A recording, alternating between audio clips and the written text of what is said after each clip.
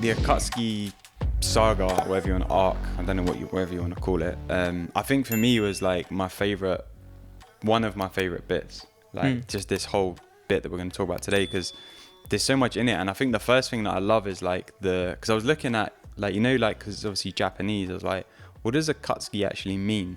Have you ever Googled it? I've forgotten what it means. It means like new dawn, or That's like it. new light, or like something. Obviously it's not a direct translation because it's Japanese, but it's something to that effect. And it's like they're basically an organization who are looking to bring in my opinion, a new rising to earth in their own way. Whether we agree with that or not is different, right? But that's kind of the premise of what they want. And it kind of reminds me of like the work that we do. It's like we're trying to raise the level of consciousness of like humanity, right? It's like a new dawn of humanity. And I've been reading this book recently called The Celestine Prophecy. Have you ever read it? Sick book. And so I was rereading it while I was on holiday recently. And it's about that. It's a story of like the insights that this person discovers in the story, which are going to help raise the consciousness of humanity. And it's like, to me, that's like what the Akatsuki represents, even though they're kind of doing it in their own way. They're trying to bring peace to the planet through basically terrorism.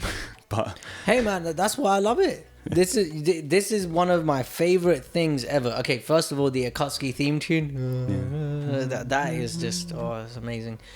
But there's this saying that I really believe in: one man's terrorist is another man's freedom fighter.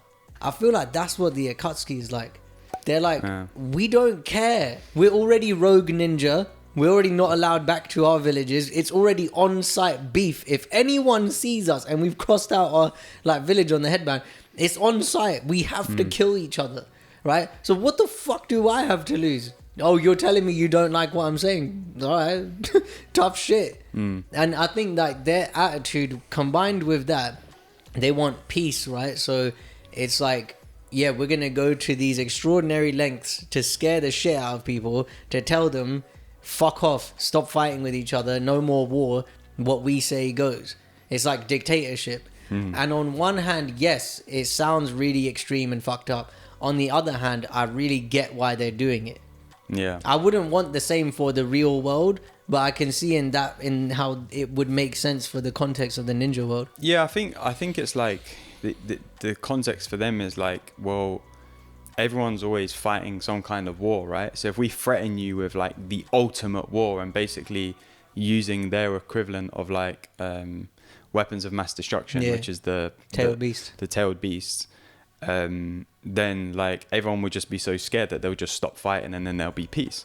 So yeah, like the intention behind it is good, but you know, it's the way they go about it is a bit questionable. Well, it's kind of like the A-bomb, you know, Oppenheimer's coming out in the cinemas.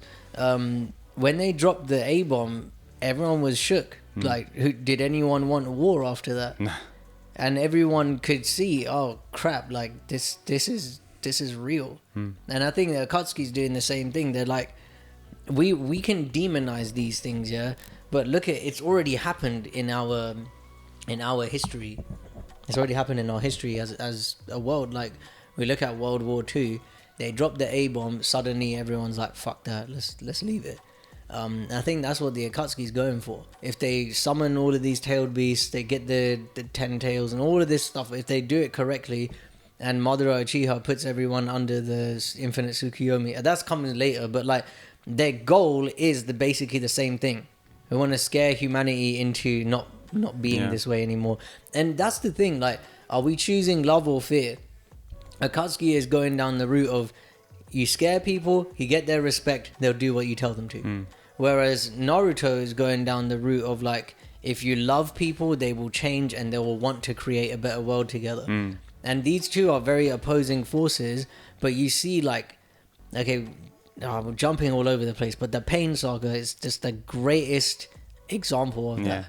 Yeah, we'll come to that in probably the second half of this episode, but yeah, and I think like it's I think that the love or fear thing is powerful, because it's like you're looking at two apparently opposing forces, but they can't really exist one without the other. Like, there is fear because there's love, and there's love because there's fear.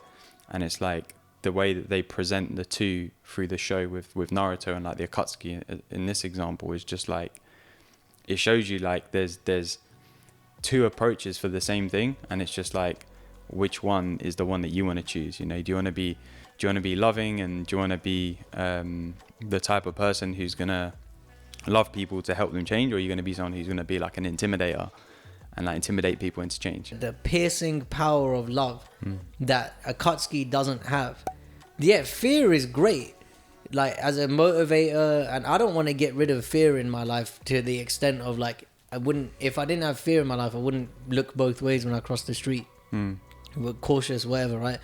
But if I got rid of it to the point where it's only around when it's useful, that would be amazing, because I'd approach a lot of things differently. Yeah. And I think it's like, again, I don't want to dive into Pain because we're going to be jumping way ahead, but like I think a lot of Pain's story is that it's like he's become, it's about his relationship with fear, isn't it? Like I said, we'll dive into it a bit more in a sec, but like that's what I see is like his relationship with fear is so solid that he's like able to then create what he creates with the Akatsuki, because he's like, this is how pain and fear has played a role in my life to help me get to this point, and I want to use that to help other people. But like we said, it only goes so far because there's the love piece missing. And this is what Akatsuki was about originally. Yahiko, the ginger dude, he's like, okay, we're bringing together the orphans of war, and like the village hidden in the rain has been really brutalized, and we're just trying to put an end to it. We're trying to survive, and we've put together this little hit crew so that we can feed ourselves, so that we can survive. And then they get into beef with Hanzo of the Salamander, and he doesn't like it. He's like, look, you lot are getting a bit too big for your boots. And look at the sacrifice that Yahiko makes. He runs onto Nagato's kunai, kills himself, and he's like, just take care of, what's her name, Conan. Conan, I love that. I love her. She's one of the best characters. But you know, like, it started off with a Yahiko's doing it out of love. He's like trying to protect people. He's formed this organization, and then it got skewed by fear. When he died, then what's his name, Nagato activates his Rinnegan and like just starts going crazy. It makes sense, yes. Like he's experienced great loss, so the Akatsuki is gonna take a different turn. But when you're under the influence of fear, it's easy to be manipulated. It's easy for you to participate more and more and more in manipulation. That's why they start listening to Toby. Well, I think it's like it's easy for fear to take over when there's an absence of love. Because it's the fear feeds on fear, and love feeds on love. And it's like, if there's an absence of love, the fear is just going to keep feeding. It's just going to keep going and going and going. And I think, you see that in Nagato's, journey there. And I think like, but it's interesting because like the village hidden in the rain, it's like, it's kind of the Badlands, isn't it?